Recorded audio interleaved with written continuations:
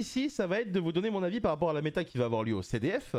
À savoir que, pour ceux qui n'ont pas suivi, le CDF se déroule dans 20 jours.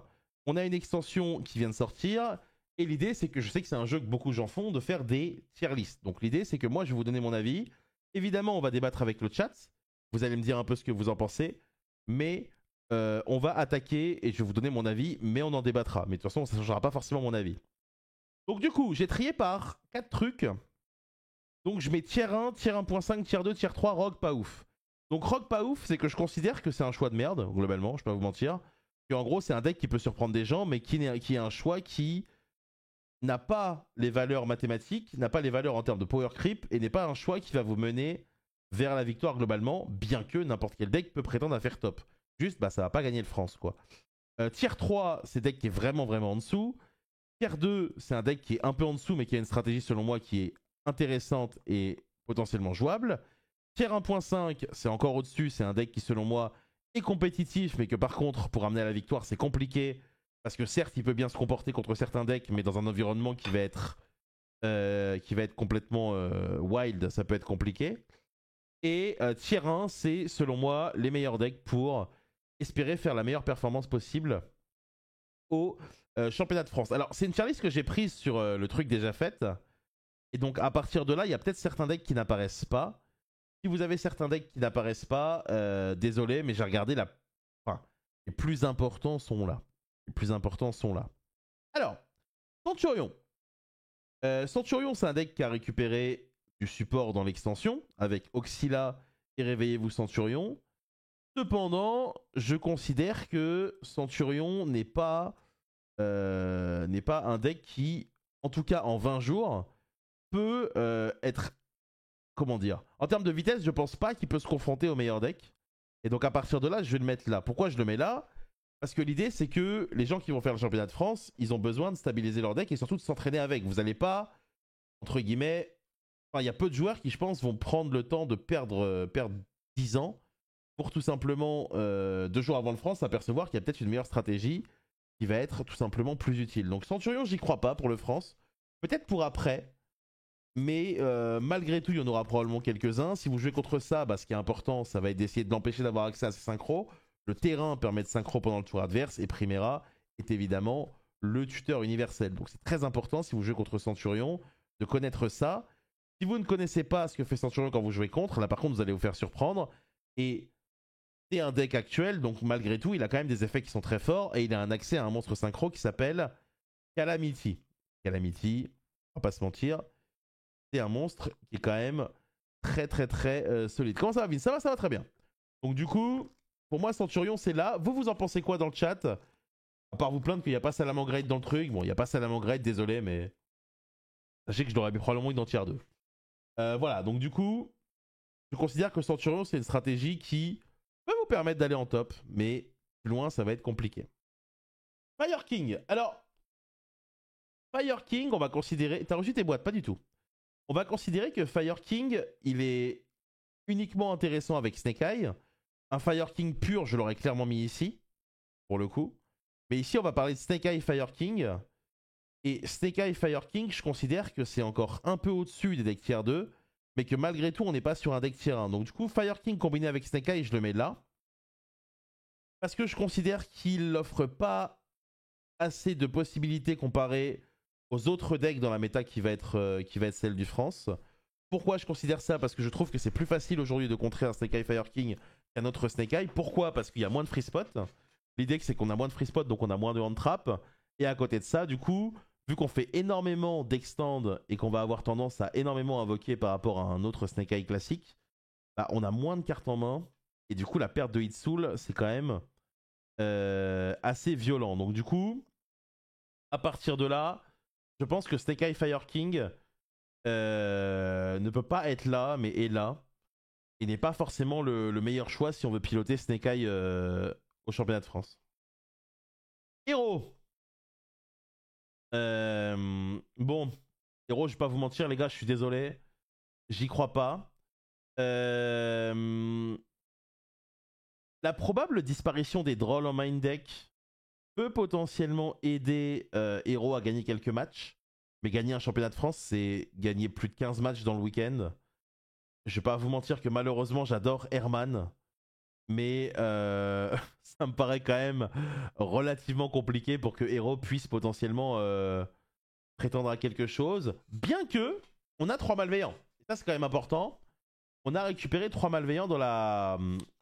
On a récupéré 3 malicious dans la banlist. Et du coup, peut-être que. Peut-être qu'il y a quelque chose à faire. C'est qui lui?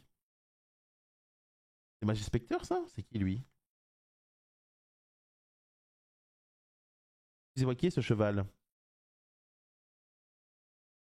C'est Kirin, oui, donc c'est bien Magispecteur. Bon, Magispecteur, je vais pas vous mentir, j'y crois pas. J'y crois pas parce qu'il y aura énormément de hand trap dans tous les decks. Dans tous les decks ou presque. Et j'ai tendance à penser que ça part de trop loin. Maintenant, malgré tout, Magispecteur a quand même récupéré son Kirin, donc pourquoi pas. Mais bon, j'avoue que j'y crois pas du tout à Magispecteur. J'en ai affronté un au WCQ que j'ai fait. Alors, il n'y avait pas encore Kirin de retour. Et globalement, bah, c'est un deck qui cherche à jouer tout seul, mais j'ai l'impression qu'il se fait quand même contrer par beaucoup de choses qui sont populaires aujourd'hui. Et c'est pour ça qu'on n'en voit tout simplement pas. Labyrinthe.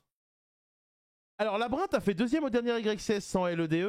On a un joueur en France qui est très connu pour jouer que ça, c'est Lohan. Et la réalité, c'est que Labyrinthe, il a des arguments. Parce qu'il a des cartes qui sont fortes, c'est un deck qui est piège. Grâce à la sortie d'Arias et à Transaction Rollback, il a des tours 0 qui sont très solides. Là où je ne crois pas trop dans Labyrinthe, c'est qu'à cause de Runic Stun, Labyrinthe, il subit entre guillemets le fait que les gens vont avoir beaucoup d'anti-MP en side. Et l'arrivée de Tempa, il n'est pas forcément non plus la meilleure des nouvelles pour lui, parce que du coup, il y a des plumeaux et des orages mind deck dans ces archétypes-là. Donc du coup, je vais le mettre ici. Parce que je considère que c'est pas forcément le choix le plus... Comment dire? C'est pas forcément le choix le plus convaincant que tu peux faire pour un gros événement comme ça. Maintenant, la grosse force de Labyrinthe, c'est qu'il y a beaucoup de joueurs qui, selon moi, connaissent pas forcément très bien les mécaniques autour de ce deck-là. Et donc, à partir de là, c'est un deck qui peut potentiellement surprendre et faire des choses sympas. De là, aller gagner un tournoi, pareil compliqué. Kastira.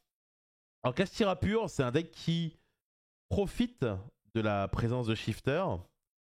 Maintenant, c'est un deck qui ne met rien sur son terrain. Ça reste toujours un deck qui... ça dégoûte un peu de perdre contre un Kastira, je trouve. Parce que c'est un deck qui n'accomplit pas grand-chose. Et qui, globalement, quand il finit son tour, il serre les fesses comme s'il était nominé à Secret Story et il attend de savoir qui va être éliminé. Donc je vais le mettre là. Je considère que c'est vraiment un choix dégueulasse pour un tournoi. Maintenant, ça gratte des games. Ça peut niquer le tournoi des gens. Et je considère que... En fait, le problème de Kashtira, c'est que ses meilleures cartes, elles sont au nombre de 5 et elles rentrent dans Snake Eye, quoi. Un Kashtira pur, je suis pas convaincu qu'on a envie de le jouer. Évidemment, vous avez le droit de me donner votre avis dans le chat, hein, je vous lis, hein, les gars. Mais je pense vraiment que Kashtira, t'as pas envie de jouer ça. Et simplement nul à chier. Hein, j'ai pas forcément de... Pas forcément de choses à dire là-dessus. Plunder. Plunder, c'est un deck qui a énormément performé sur les WCQ français juste avant LEDE. Je peux pas placer plutôt Kashtira Snake Eyes. Bah, Kashtira Snake Eyes, je l'aurais mis entre là et là, hein, globalement. Mais on laissera pour Snake Eye. Flunder, c'est un deck qui a énormément perf. C'est un deck qui se comporte vraiment bien. Tu mets pas plante, non. Globalement, c'est un deck qui se comporte énormément bien dans un événement qui va avoir beaucoup de decks. C'est un deck qui a des cartes qui sont unfair, avec Shifter et notamment la piège harpie. Maintenant, c'est un deck qui nécessite des combinaisons de plusieurs cartes pour pouvoir arriver à bien. Et en plus de cela, si t'as pas Shifter, potentiellement, bah, tu te prends Veiler en plus de Droll et en plus de... Enfin, tu prends Veiler Droll si t'as pas Shifter et en plus d'un perm. Ça reste cependant un deck qui est une option qui est selon moi meilleure qu'un Kashtira et qui a fait des trop bons résultats pour le mettre autre part qu'ici. Honnêtement, moi je considère ce choix comme étant très risqué, voire même un peu fou, mais dans la vie, il y a les chiffres qui parlent et le deck se comporte vraiment très bien. Donc à partir de là, on est ok. Pourquoi tu mets pas plante? Parce que le truc est tout simplement déjà fait. Et que même si je devais mettre Plante aujourd'hui, bah, je le considère pas comme un outsider très sérieux, en tout cas en 20 jours de jeu. Peut-être que quand l'extension sera plus travaillée, un deck Plante s'en sortira. Mais en 20 jours de jeu, là, les joueurs choisissent leur deck maintenant et s'entraînent avec. Pas convaincu par Plante. Snake Eye. Bon, Snake Eye, on va pas se mentir, il est là. C'est le deck de la saison, le deck de l'année. C'est le deck qui a le plus performé. Il a été touché par la banlist, mais malgré tout, il y a des options qui ont été trouvées par les joueurs. Il y a les joueurs qui ont fait le choix de mettre Omega et Dispater avec Formula aujourd'hui. Ça a marché pour certains, ça n'a pas marché pour d'autres. On a vu au Greek Open qu'il y a même des joueurs qui se permettent de jouer numéro 38, qui leur permet d'avoir encore plus d'espace. Je considère pour le coup que Snake Eye est un des 3 decks qui, selon moi, permet à un joueur d'avoir le plus de chances de bien se comporter au championnat de France dans un environnement qui va être sauvage. Et l'avantage du pick Snake Eye, c'est que les gens le jouent depuis maintenant 2-3 mois, donc je considère que c'est un des meilleurs choix. Purely. Eh bien, Purely, étonnamment, ça va peut-être vous choquer, mais je le mets là. Purely, je le mets là parce que l'idée, c'est qu'aujourd'hui, il y a trop de decks dans la méta pour que les sides se permettent d'avoir des cartes contre Purely. Il y a un phénomène qui est assez commun à Yu-Gi-Oh! C'est que quand vous jouez contre un deck toutes les semaines, vous en rappelez, mais dès qu'il disparaît pendant 2 mois, vous l'oubliez tous. Et donc, du coup, vous savez plus vraiment jouer contre. Et aujourd'hui, on voit certains joueurs de Purely faire des scores qui sont potentiellement très intéressants. Et du coup, j'ai tendance à penser que Purely peut potentiellement surprendre. Est-ce que c'est un choix que je ferais? Non, parce que si je voulais être un joueur de Purely, je prendrais un autre deck qui, selon moi, cherche à faire un peu ce que fait Purely, mais en mieux. Ça s'appelle Voiceless. Mais ça reste un deck qui est relou. C'est un deck qui peut jouer plein de hand traps. C'est un deck qui peut jouer Rivalry of the Warlord, qui est une carte qui actuellement détruit le jeu. Détruit le jeu, est très forte dans le jeu. Et donc à partir de là, je pense que Purely a des arguments, en tout cas pour être un peu au-dessus des decks tier 2. Donc évidemment, méfiez-vous. Purely, ça lose au time. Oui, évidemment, parce que un joueur de Purely ne peut pas concéder ou jouer vite, évidemment. Bien sûr. T'as pas mis Melodious dans la liste. Je n'ai pas choisi. J'ai pris une tier list qui était préfaite. Et actuellement, je suis... Comment dire? Actuellement, je suis encore trop débutant avec Melodious pour le juger correctement. Donc je préfère ne pas le mettre. Peut-être qu'il se situe quelque part. À voir. Tempai. Moi, Tempai, je considère qu'il sera là. Je pense que Tempai va être un des decks les plus représentés du CDF. De par notamment son prix. Et de par sa simplicité à jouer et à être compétitif. Il offre une stratégie qui, selon moi, est très cool lorsque les gens ne savent pas ce que vous jouez. Alors évidemment, pour ça, faut pas être connu, désolé. Et à côté de ça, sur un tournoi qui va durer 2 jours, je pense que c'est un choix qui est extrêmement pertinent, dans le sens où les games, soit tu les perds vite, soit tu les gagnes vite. Donc du coup, tu vas pas forcément être dans une situation où tu vas, entre guillemets, exploser ton crâne. Qui globalement est plutôt une bonne nouvelle, je pense. Donc du coup, je mets Tempai en haut. Et je pense que ce sera un des decks les plus représentés du CDF. À voir le taux de conversion. Parce que le risque, quand vous êtes un des decks les plus représentés du championnat de France, c'est que bah, si par exemple vous êtes, je sais pas moi, 2000 joueurs, 500 Tempai et qu'il y en a 3 en top, bah, c'est pas ouf quoi. Runic Stun, on va considérer que ça c'est Runic Stun. Runic Stun est un deck qui n'est pas encore assez respecté selon moi en Europe. Là où aux États-Unis, ils font extrêmement gaffe et ils ont des sides qui ont énormément de ressources contre cet archétype. Parce que malgré son gameplay absolument débectable, c'est un deck qui est extrêmement fort et qui répond parfaitement aux problèmes de la méta. Et Runic Stun, bah, je vais le mettre là. Runic Stun, je le mets là parce que globalement, j'estime que c'est une des réponses que peut se permettre d'avoir un joueur qui n'a pas envie de se faire chier à Space Summon s'il maîtrise bien son deck. Le fait de pouvoir protéger tes back row avec la petite fusion runique qui peut tout simplement s'envoyer au cimetière, c'est extrêmement fort. Et du coup, Runic Stun, c'est une option, si jamais vous n'êtes pas forcément fan de la manière dont Yu-Gi-Oh! A évolué, pour tout simplement vous mettre bien et tout simplement faire... Il s'en va pas au cimetière, il se bannit. Oui, merci Jean-Michel casse les couilles. Pas de souci. Donc voilà, Runic Stun, selon moi, c'est vraiment un choix qui est très bon. Pour aller jusqu'au bout du tournoi, je pense que c'est un peu juste. Parce que la plupart des joueurs, selon moi, vont respecter ce deck. Ça m'étonnerait qu'il y ait des joueurs qui l'ignorent totalement. Parce que globalement, bah, c'est un deck qui a beaucoup d'options. Et du coup, à partir de là, je considère que c'est 1.5, qui globalement est en dessous des meilleurs decks, mais un choix qui est selon moi très pertinent. Rescue Ace. Bon, Rescue Ace, c'est compliqué. C'est compliqué parce que en termes de power level pur, c'est pas un mauvais deck. C'est pas du tout un mauvais deck, c'est un deck qui a des armes pour être au même niveau que ces decks-là, pour le coup.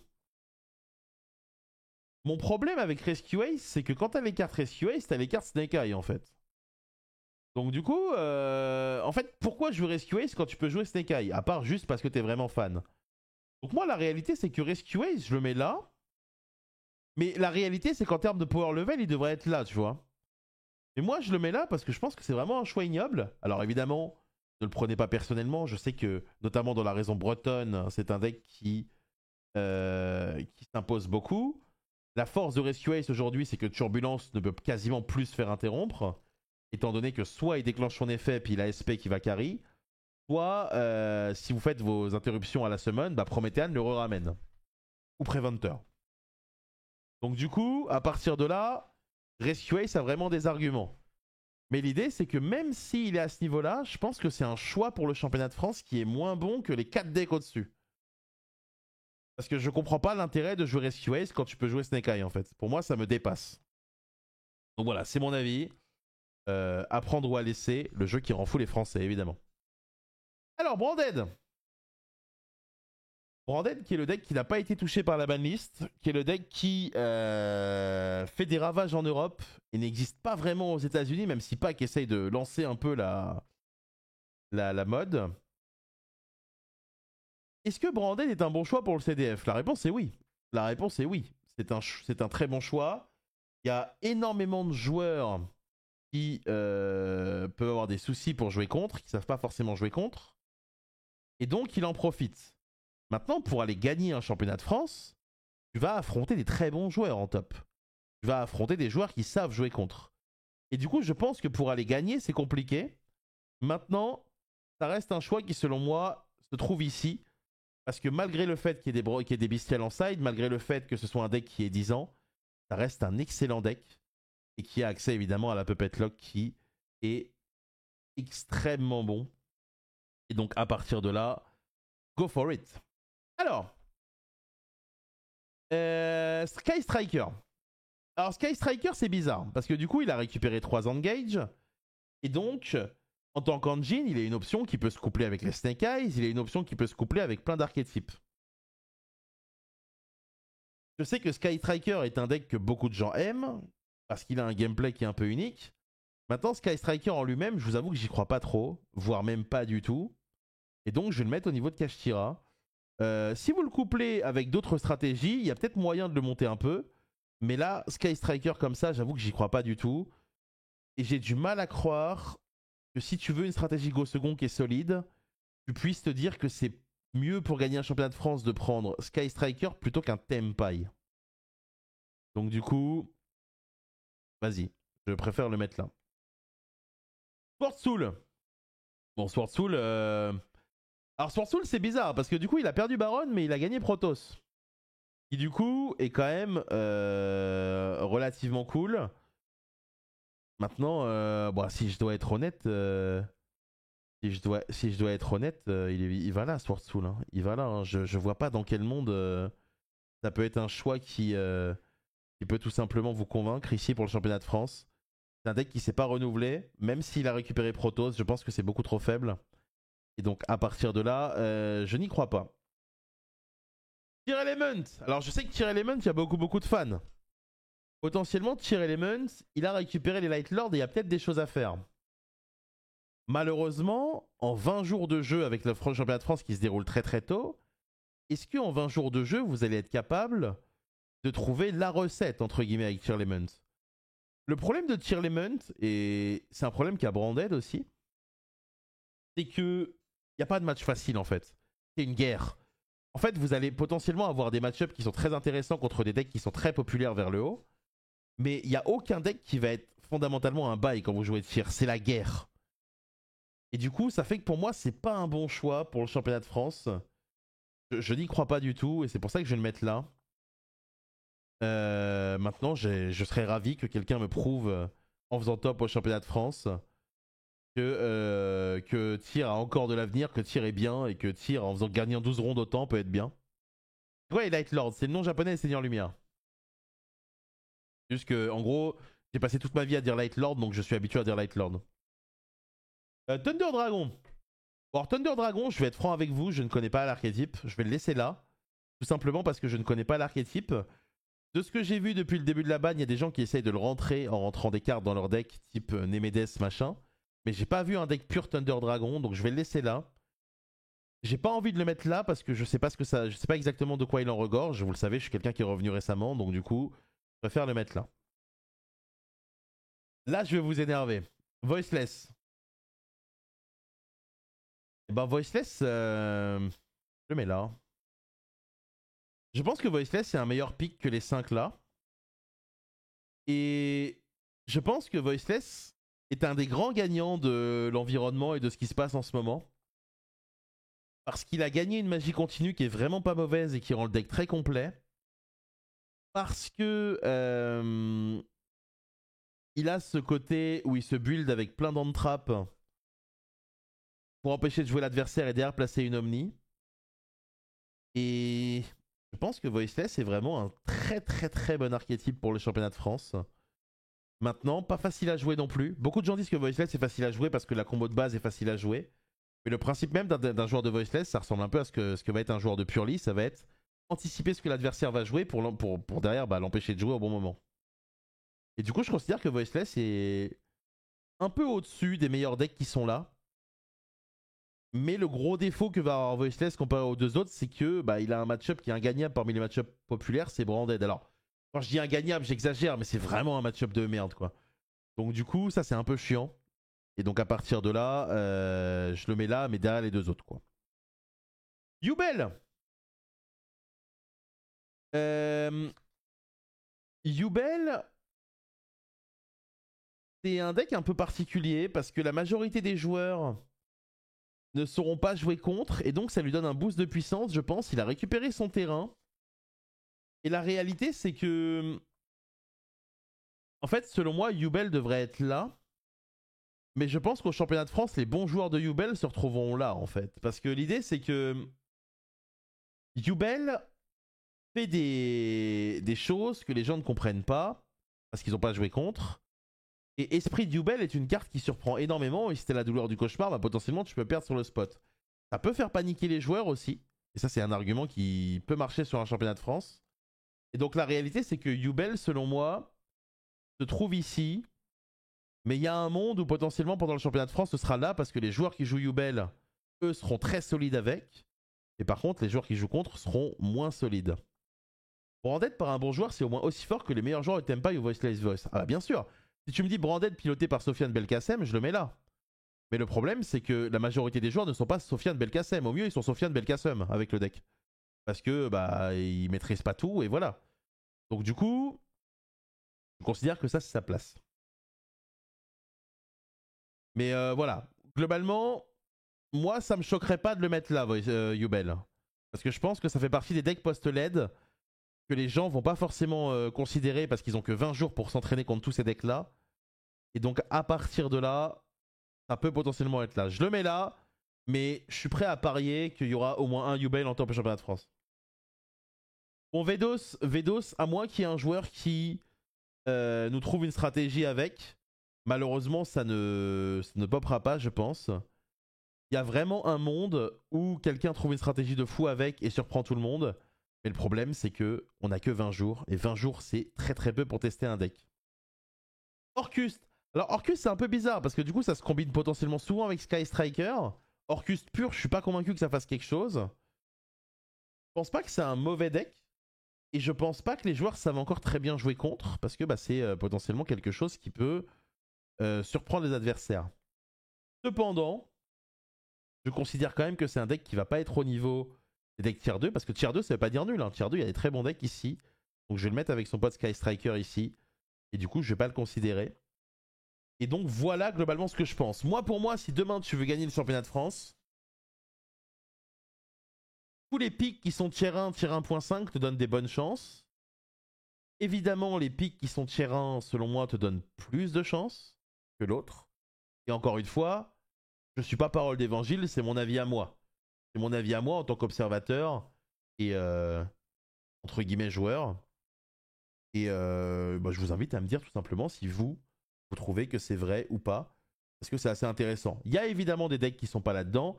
Melojuice a l'air d'avoir des cartes très intéressantes, mais étant donné que je le connais pas, il y est pas. Et il y a Red Raptor aussi potentiellement, mais j'imagine que je le mettrai en tier 2. Et sinon, pour les fans de deck plantes, désolé, je n'y crois pas.